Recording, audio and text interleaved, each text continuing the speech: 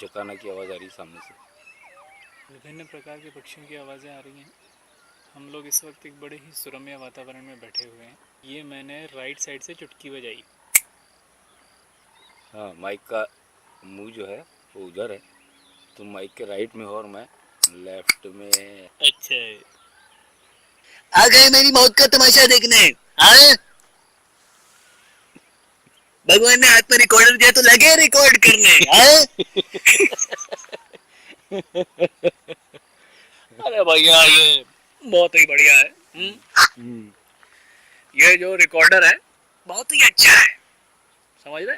हम तो पहले ही कह चुके थे तुम्हारे को कि बढ़िया रिकॉर्डर हो गई है, तुमसे बिना पूछे हमने खरीद के ला ली इसको। सिमरन योय, क्या बोला? मैं मिथुन चक्रवर्ती। अपन गरीब जरूर है लेकिन दिल से बहुत अमीर है। ऑफ करें इसकी? हाँ बिल्कुल सर।